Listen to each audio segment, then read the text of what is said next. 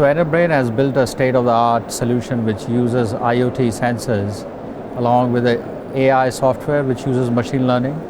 and an actuator which allows to build a dynamically controlled energy efficiency solution for HVACs in the buildings. And it has demonstrated savings between 30 to 40% for both heating and cooling part in terms of energy efficiency. And also it has enabled to provide a comfort inside the buildings,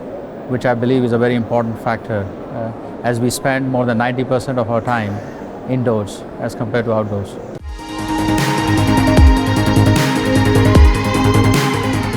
Yes, it is true that, and this is based on the actual facts we have with many of our customers in Europe, that we have demonstrated this level of savings. And the reason why it is able to do it is because of continuously monitoring the levels of temperature, CO2 and humidity inside the buildings, but then dynamically fine-tuning the functioning of the HVAC systems through the BMS.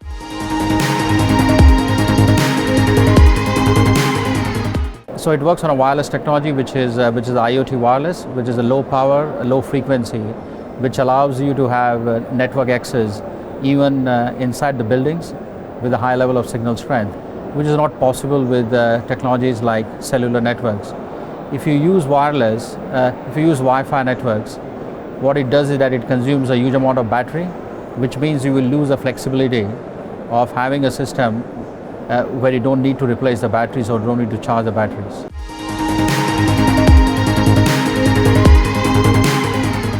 Last year was the first year of operations for us with the full-fledged solution that we have now, and we have been able to win close to 20 clients in Europe. 20 clients. And we are seeing a tremendous interest in events like this in Abu Dhabi.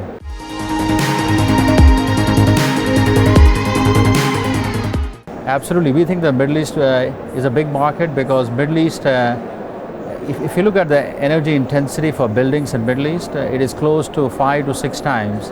the energy intensity in Europe, which means that the buildings here consume a lot more than what they consume in other parts of the world. And secondly, the heating and cooling part, and I would say more the cooling part in this part of the world, could consume anything from 70 to 80% of the overall building energy consumption.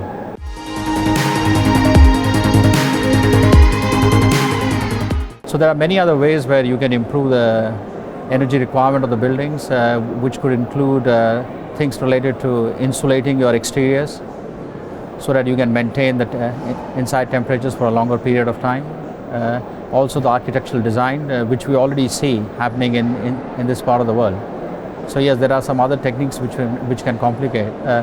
complement what we are doing. But I think the key part to energy efficiency systems like ours is that they need to be dynamic and they need to be very precise and they need to be automated so that you remove the human element which could lead to some errors from the whole energy efficiency agenda that you have as a building owner.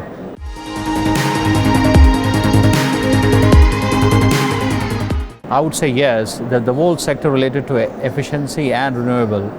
will be all driven by technology, and by combining the capabilities of IT and also the microelectronics and computing science, it can significantly impact on the positive side